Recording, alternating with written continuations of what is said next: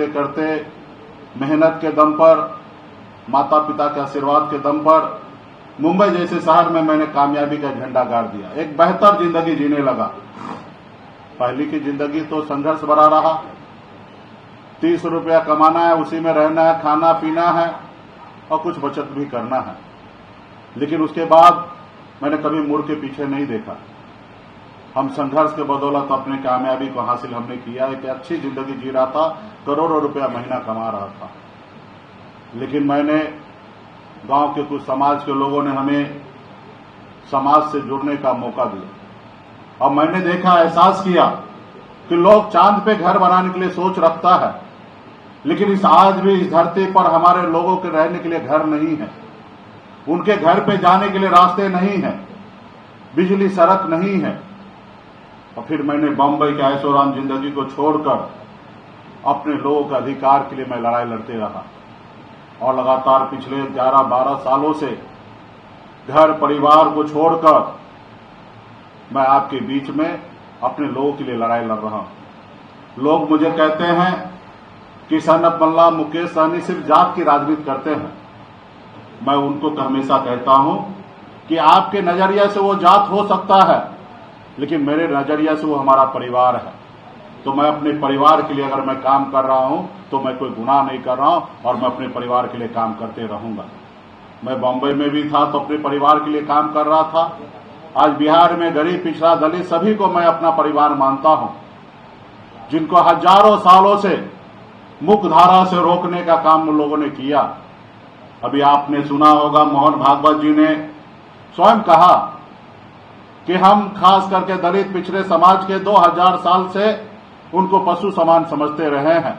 अब जरूरी है कि हम उनको इज्जत दें। ये उनका सिर्फ आपको गुमराह करने के लिए स्टेटमेंट रहा, लेकिन हम उस स्टेटमेंट को मानते हैं कि उन्होंने सच्चाई उन्होंने कबूला तो सही कि 2000 साल से लगातार हम लोगों को पशु से भी बदतर हमारी जिंदगी हमको दे के रखा था उन्होंने। इसलिए साथियों, आज मैं बिहार में लड़ाई लड़ रहा हूं।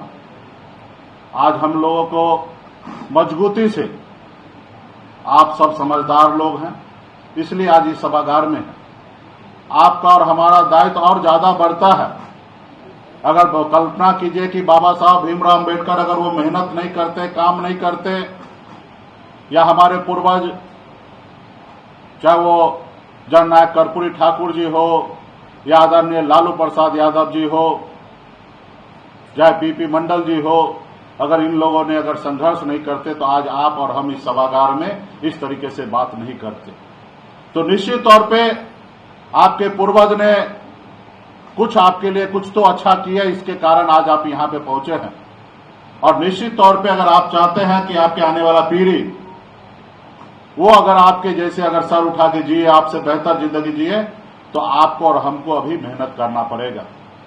आज देखिए उत्तर प्रदेश में वहां के सरकार ने एक आदेश लाया है कि जाति आप सम्मेलन नहीं कर सकते हैं, जाति बैठक नहीं कर सकते हैं, जाति रैली नहीं कर सकते हैं, जात की बात नहीं कर सकते। आप बताइए, अगर आज इस हिंदुस्तान में अगर कोई समाज अगर डेवलप हुआ है, कोई समाज अगर आगे बढ़ा है, तो निश्चित तौर पे पहले वो आपस में क्लस्टर, एक क्लस्टर में आए, आपस में मजबूत हुए हैं, उसके बाद वो समाज आगे बढ़ा है।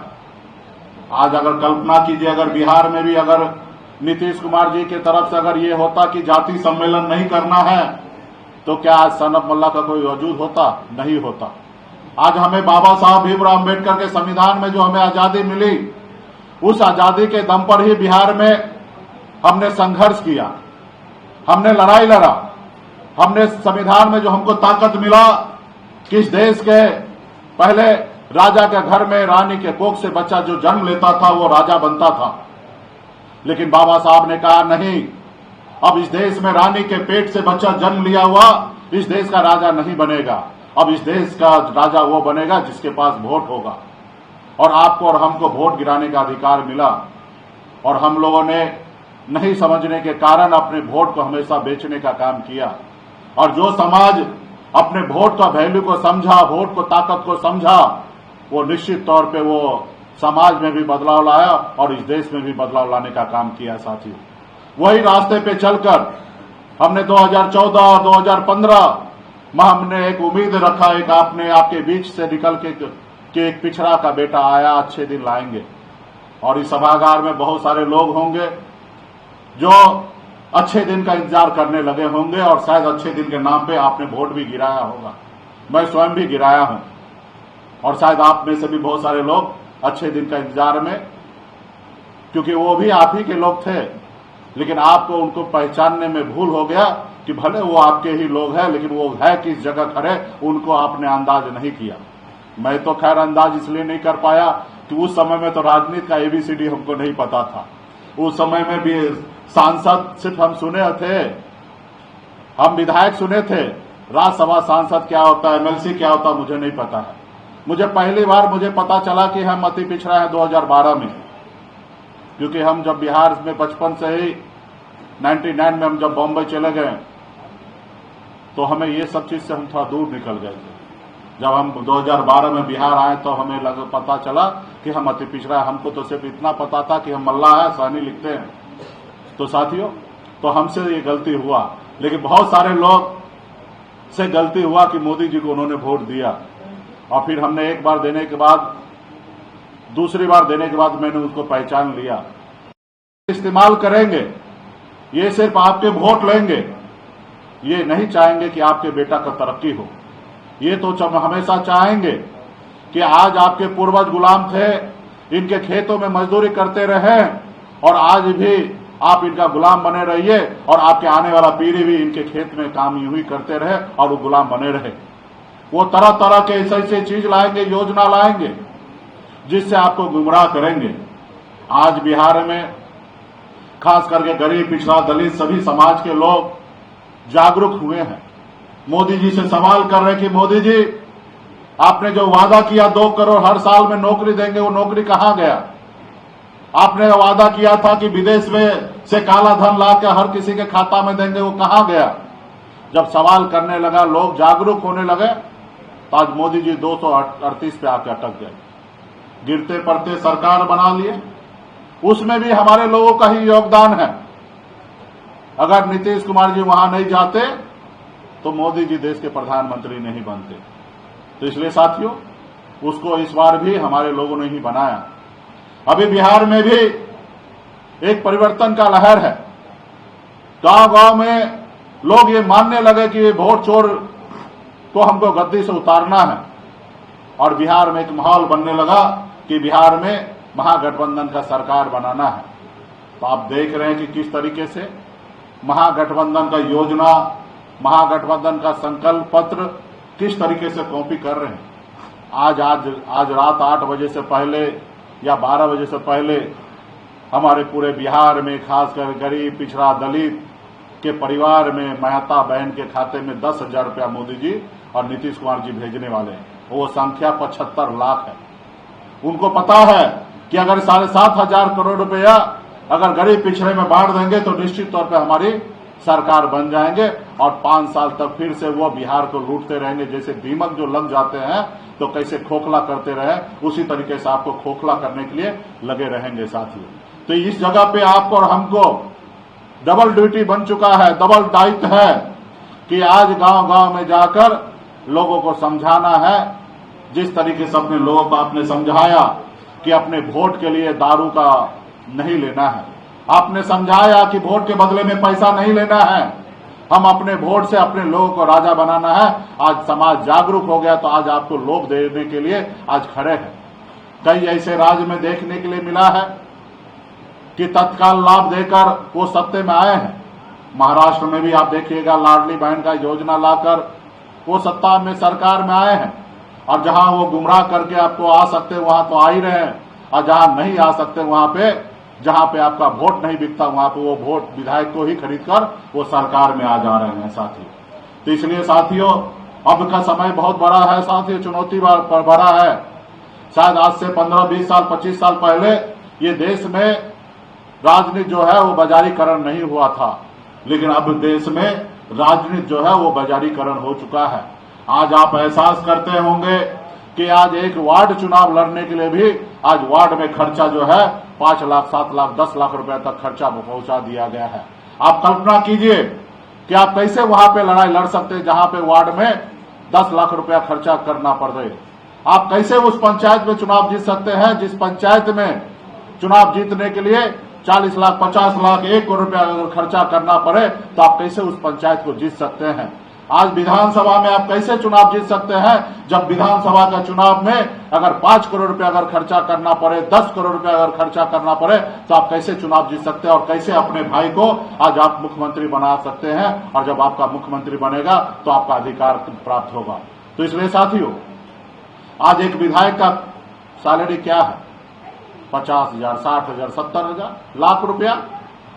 अगर 5 साल अगर वो काम करेंगे तो कितना, अगर 1 लाख रुपया महीना भी अगर उनका तनख्वाह है तो 5 साल में 60 लाख रुपया होगा। और आज देखिए करोड़ों रुपया चुनाव में खर्चा हो रहा है। इसलिए वो खर्चा करवा रहे हैं क्योंकि वहां पे जब पैसे की बारी आए तो आप वहां पे नहीं रहेंगे। इसलिए साथियों, आपके पास संसाधन का अभाव है और मजबूती से आप अपने आने वाला पीढ़ी के लिए लड़ाई भी लड़ना चाहते हैं तो जरूरी नहीं है कि संसाधन जिसके पास होगा वही राज करेगा। बाबा साहब भीमराव अम्बेडकर ने आपके लिए, हमारे लिए वो काम करके गए कि आप अपने वोट के अधिकार पर आप सत्ता तक पहुंच सकते हैं, टॉप पे भी पहुंच सकते हैं। सिर्फ जरूरी है कि अपने वोटर को समझाने की आवश्यकता है। अपने वोटर को समझाना है कि आपको गुमराह नहीं होना है। आप अगर 10,000 रुपया दिया है तो वो मेहरबानी नहीं किया, ये 10,000 रुपया का मालिक आप ही हैं। आज जो भी सरकार में हो या भारत सरकार में हो, अगर 5 किलो चावल अगर दे रहे हैं तो आपके ऊपर, हमारे ऊपर कोई मेहरबानी नहीं कर रहे। इस देश के मालिक आप हैं और इस देश के संपत्ति का मालिक आप हैं। इस 5 किलो चावल पे भी आपका अधिकार है। इस देश चलाने का उनके पास दायित्व दिया गया, उनका फर्ज और कर्म है कि आपको हर तरह का सुविधा दे। लेकिन आज वो लोग पूरा भजाएंगे कि हमने 10,000 रुपया दे दिया। उनसे सवाल कीजिएगा कि तुम्हारे मुख्यमंत्री हो या तुम्हारे प्रधानमंत्री अपने बाबूजी के घर से दिया पैसा? ये देश का खजाना है, राज का खजाना है। इस राज का खजाना पे हर एक नागरिक का हिस्सेदारी है साथियों, हर एक नागरिक का हिस्सेदारी है। और ये काम आप ही को करना पड़ेगा। आपको गांव-गांव में जाकर यही बात को समझाना पड़ेगा कि हमें 5 किलो चावल नहीं चाहिए। हमारे बच्चे के पढ़ने के लिए स्कूल की आवश्यकता है, हमें 5 किलो चावल नहीं चाहिए। आपको गांव-गांव में जाके समझाना पड़ेगा कि हमें 5 किलो चावल नहीं चाहिए, हमारे बच्चे के लिए हॉस्पिटल की व्यवस्था चाहिए, हमें 5 किलो चावल नहीं चाहिए। आज गरीब पिछड़ा समाज से मैं आता हूं, मैं यहां पे पटना में बैठा हूं, 1, 2 नहीं दर्जनों रोज फोन आता है कि किसी का तबीयत खराब है, किसी का बुखार है, कभी किसी का किडनी फेल हो गया, कभी ये बीमारी है, कभी वो बीमारी है। और पैसे के अभाव में 1, 2 नहीं, रोज सैकड़ों हमारे परिवार के लोग दम तोड़ दे रहे हैं। अपने माँ के गोद में बच्चा दम तोड़ देता है, माँ बाप कुछ नहीं कर पाता क्योंकि उनके पास पैसा नहीं है। प्राइवेट हॉस्पिटल जाइए, वहां पे पैसा लगेगा, उनके पास पैसा नहीं है। सरकारी हॉस्पिटल में जाइए, वहां पे आपके पास ना पैरवी है, ना पहुंच है, ना ताकत है, आपका वहां पे नहीं होगा। वहां पे बेड खाली रहेगा लेकिन आपको एडमिट नहीं करेंगे। तो ये व्यवस्था बिहार में बना हुआ, देश में बना हुआ है साथियों। आज आपके लोग दम तोड़ रहे हैं इलाज के अभाव में। ये कब पूरा होगा? जब विचारधारा के, आपके विचारधारा के लोग उस कुर्सी पर बैठेंगे तब ये होगा। ऐसे लोग भी वहां पे पहुंचेंगे जो आपके विचारधारा को मानते हैं, लेकिन जब वो अपने ताकत से नहीं होंगे तो आपके लिए कुछ नहीं करेंगे। हम नीतीश कुमार जी को भी धन्यवाद देते हैं कि पिछले 20 साल से वो बिहार में मुख्यमंत्री रहे हैं, लेकिन कभी वो अपने वजूद में, अपने ताकत से रहे और आपके लिए हर संभव उन्होंने काम किया है। लेकिन आज वो परिस्थिति ऐसा बना है कि वो परिस्थिति का मुख्यमंत्री बने हुए हैं, आज वहां पे रहकर कुछ नहीं कर पा रहे हैं। हम मुख्यमंत्री जी से भी कई बार हम आग्रह करते हैं कि आप इस्तीफा दीजिए, अपने आने वाला पीढ़ी को आशीर्वाद दीजिए, विरासत सौंपिए। आपका बताए हुआ रास्ते पे हम ही लोग चल सकते हैं, जिनके साथ है वो नहीं चल सकता। और हम उनके भी सपना को साकार करने के लिए आज हम लोग लड़ाई लड़ रहे हैं।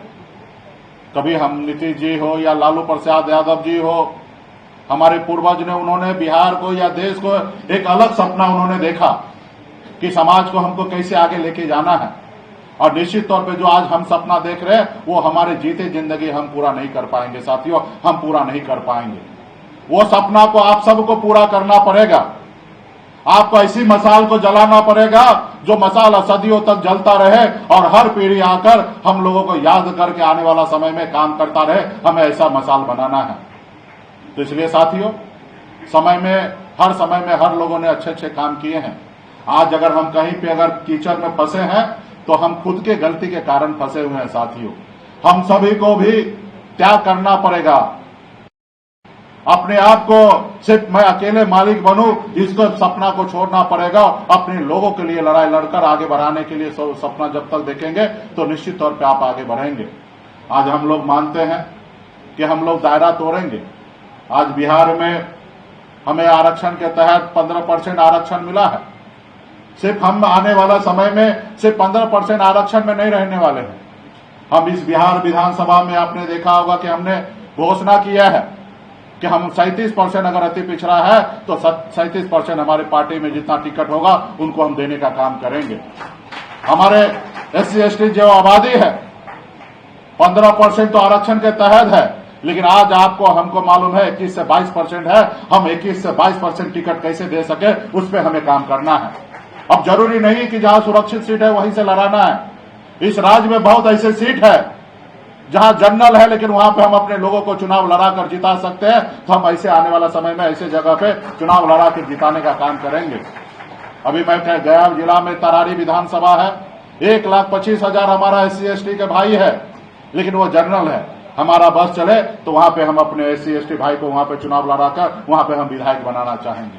बहुत ऐसे चीजें हैं। और पिछले लोकसभा में आपने देखा होगा सुपौल जिला में हम लोगों ने जनरल सीट में हमने सुरक्षित समाज के भाई को हमने वहां पे चुनाव लड़ाने का काम किया है। और इस बार भी हम लोग लड़ाई लड़ेंगे। तो हम लोगों के पास लड़ाई लड़ने का साधन, सिस्टम, सब चीज सीमित है, लेकिन आप जो लड़ाई हम लड़ सकते हैं वो हम तो लड़ ही रहे हैं। लेकिन कुछ लड़ाई जो है आपको ही लड़ना पड़ेगा। अगर गांव की अगर लड़ाई की बात हो तो गांव में आप ही को लड़ाई लड़ना पड़ेगा, उसके दरवाजा पे जाके उनको समझाना पड़ेगा साथियों। आज ये समय आ चुका है। आज हमारे बेटा का जन्मदिन है, 12 साल का है। इस उम्र में बच्चे को ज्यादा इच्छा होता है कि जन्मदिन मनाए, और मेरे उम्र में तो हमें पता ही नहीं था कि जन्मदिन क्या होता है। 12 साल की उम्र में हम जब बॉम्बे में गए तब जाके जब 30 प्लस किए तब बच्चे लोगों ने कहा कि जन्मदिन भी होता है, पापा जन्मदिन मनाइए। तो खैर अभी हमारा उम्र तो नहीं है जन्मदिन मनाने का, लेकिन बच्चे का होता है। लेकिन जैसे हमें आपका निमंत्रण मिला, हमें आज बॉम्बे जाना था, लेकिन हमने नहीं गए। हमें पता था कि पूरे बिहार से हमारे भाई आ रहे हैं, इस बीच में हमें काम करने की आवश्यकता है। बॉम्बे तो कल भी चले जाएंगे, परसों भी चले जाएंगे। बर्थडे तो जब आपके पास संसाधन है तभी हर रोज आप बर्थडे बना लीजिए। अब संसाधन नहीं है तो गरीबी की जिंदगी में हर रोज आप तकलीफ में जिए। पंडित जी कहते हैं कि मरने के बाद स्वर्ग में जाओगे बच्चा। तो हमको पता है कि हमारे बहुत जानने पहचानने वाले लोग मर के गए हैं। अभी तक किसी ने हमको टेलीफोन करके नहीं कहा कि हम स्वर्ग में पहुंचे कि नर्क में पहुंचे हैं। मेरा मानना है कि इस धरती पर ही स्वर्ग नर्क है। आपके पास हर तरह का साधन है, सुविधा है, तो आप स्वर्ग में हैं। अगर साधनहीन अगर व्यक्ति हैं तो आप मान लीजिए कि आप नर्क में हैं साथियों, आप नर्क में हैं। तो इसलिए आने वाला समय में आपको और हमको मजबूती से बहुत ऐसे चीजों पे काम करने की आवश्यकता है, और खास करके जागरूक अपने भाई को करना है। और अभी मैं आज देख रहा हूं कि बिहार का खजाना को लुटाया जा रहा है, सिर्फ सरकार कैसे आए। और निश्चित तौर पे आने वाला समय में और ये भरपाई आप ही को, आपके आने वाला पीढ़ी को करेंगे। भले आज 10,000 रुपया दे रहे हैं, वो 10,000 रुपया हमको पता चला कि ये पैसा पे क्या होगा, तो पता चला कि भैया ये 10,000 रुपया आज उनके खाता में जाएंगे, और निकालने के बाद इसमें सबसे पहले 1,500 रुपया बटेंगे। जो 10,000 रुपया दिलवाए हैं उनको पहले दिया जाएगा। कोई लोग 200-300 रुपया देकर किए हैं, अब बाकी कहे कि 10,000 का किस्त आएगा तो हम चुकाएंगे, तो 1,000, 1,500, 500, 800 उसमें से पहले वो कटेगा। उसके बाद पता चला कि बिहार में तरह तरह के कंपनी के द्वारा माइक्रो फाइनेंस किया गया है, और उसके लेके हमारे बिहार में ऐसा कोई परिवार नहीं होगा, खासकर गरीब परिवार जो कर्जदार होंगे और उसके घर पे आके उनको रोज बेइज्जत कर रहे हैं, रोज उनको गाली दे रहे हैं, रोज उनको परेशान कर रहे हैं। हमको किसी ने कहा कि भैया अगर उसमें से पैसा पहले पहुंचेगा तो उसमें से 80%, 75%, 100%, 50% तो कम से कम उस माइक्रो फाइनेंस वाला कंपनी के लोग खड़ा होंगे, वो पैसा ले लेंगे। बाकी शेष कुछ बचा तो हमको लगता है शेष बचेंगे 1,500, 2,000, 3,000 रुपया। तो हमको लगता है 2 दिन 3 दिन तक या 4 दिन तक अपना जो भी है नवरात्रि खत्म होगा तो देसी मुर्गा हो या बकरा का घर में खाना बनेगा, तो ये होगा।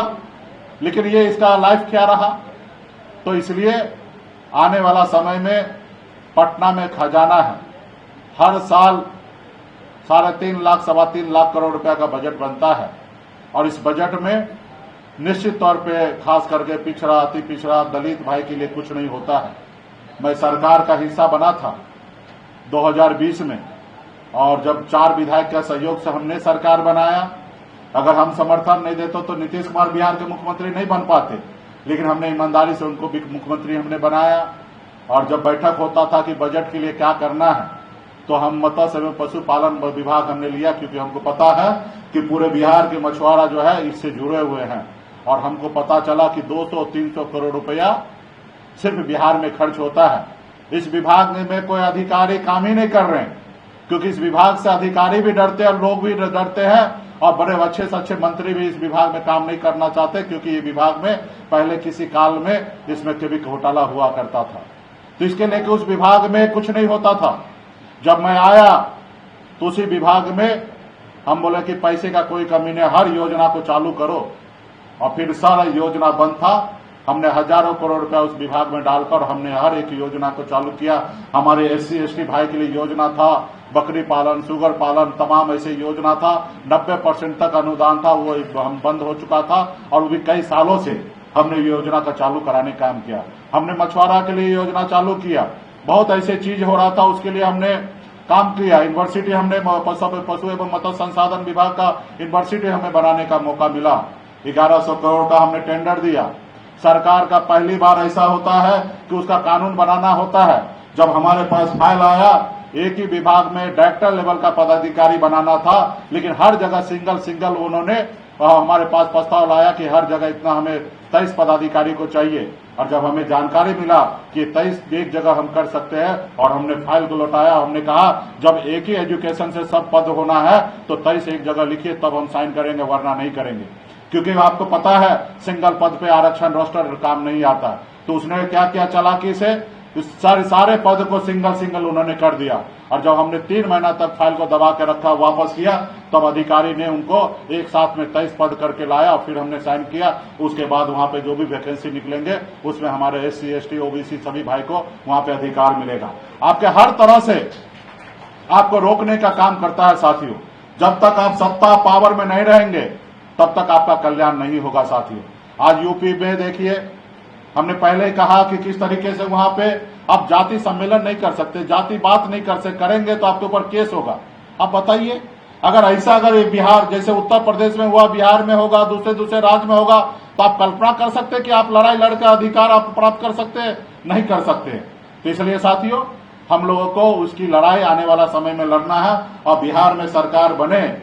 और ये सरकार आपको पता ही है कि आदरणीय लालू प्रसाद यादव जी के विचार से ये सरकार बनना है। और आदरणीय लालू प्रसाद यादव जी ने जो काम किया है वो इससे पहले कभी किसी ने, बाबा साहब के बाद अगर किसी ने काम किया तो लालू प्रसाद यादव जी ने किया कि जिसको जमीन पर बैठने के लिए नहीं मिलता था उनको कुर्सी पर बैठाने का काम किया है। तो हम लोग अगर आने वाले समय में सरकार में आएंगे तो निश्चित तौर पर हम लोग वही काम करेंगे जो आदरणीय लालू प्रसाद जी का सपना संकल्प है, बाबा साहब भीमराव अम्बेडकर जी का जो सपना संकल्प है, उसी रास्ता पे हम लोग आने वाले समय में काम करेंगे। तो इसके लिए आप सभी को मैं बहुत बहुत धन्यवाद देता हूँ। और भी बोलना है? कितना टाइम आप? हाँ, तो अब नहीं है वक्ता, तब तक टाइम खींच रहे हैं, लेकिन नहीं, संत साहब जी को बुलवाइए। आप सबको इशारा काफी है। अगर जागरूक नहीं होते तो यहाँ पे आप नहीं बैठते। अगर मैं मानता हूं कि जागरूक है इसलिए यहां पे बैठे हैं, तो अपने गांव में, अपने टोला में, अपने लोगों को अच्छी तरीके से समझाना है और मजबूती से हम लोग मैदान में डटे हैं। आने वाला समय में हमारा पीढ़ी जो है सर उठा के जिए, इसके लिए हम लोग लड़ाई लड़ने के लिए तैयार हैं।